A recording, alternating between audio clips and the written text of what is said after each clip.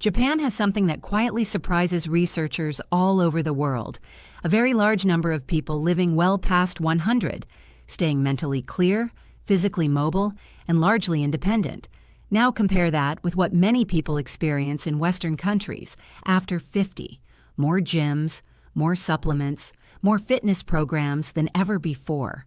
And yet stiffness, balance issues, and mental fatigue often appear earlier than expected.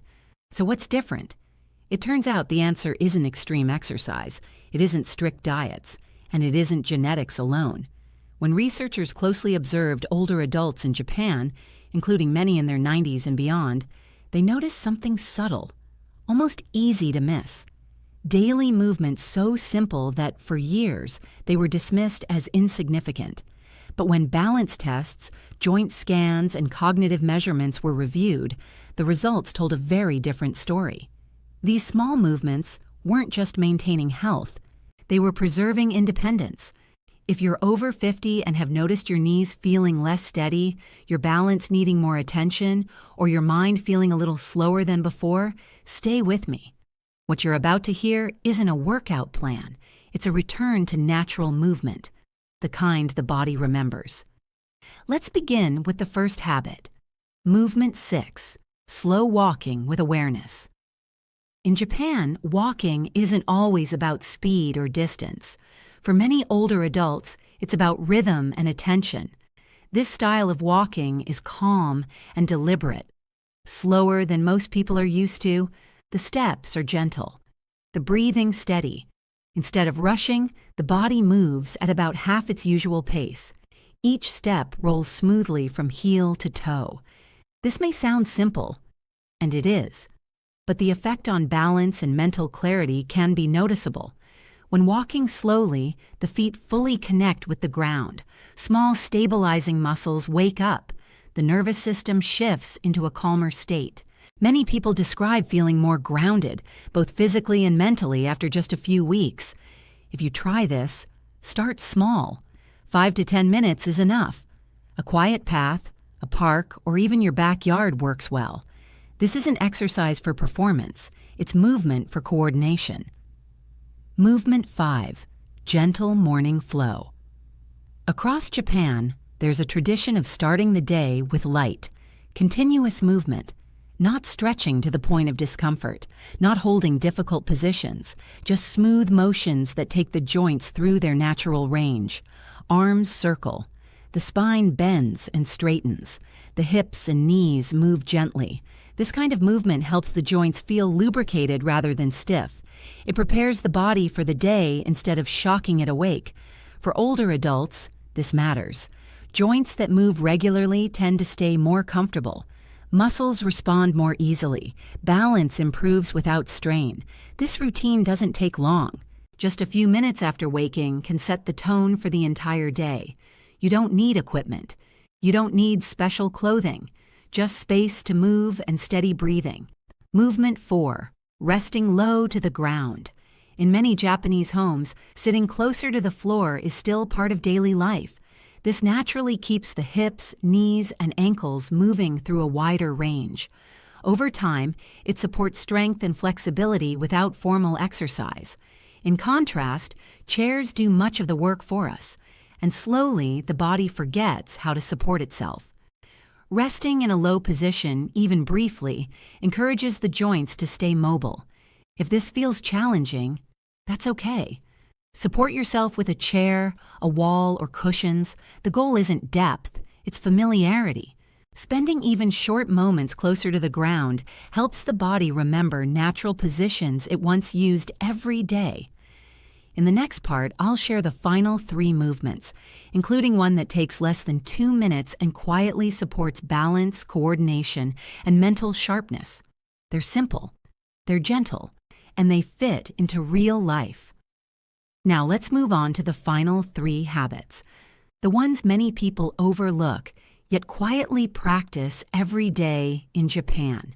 They don't require strength, they don't require flexibility, they require attention. Movement 3. Standing on one leg. This may sound almost too simple, but it plays a powerful role in how the body ages. Standing on one leg asks the body to make dozens of small adjustments at once. The ankles respond, the hips stabilize, the core engages, and the brain becomes deeply involved. Balance is not just physical, it's neurological.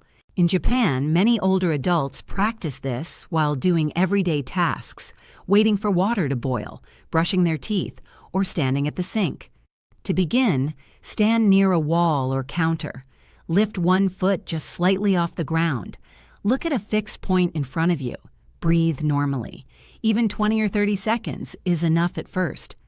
Over time, many people notice improved steadiness and confidence in their movements, less hesitation, more control. This is one of the simplest ways to remind the brain and body how to work together. Movement 2. Moving to the floor and back up. In Japan, sitting on the floor is part of daily life. That means getting down and standing back up happens naturally, many times a day.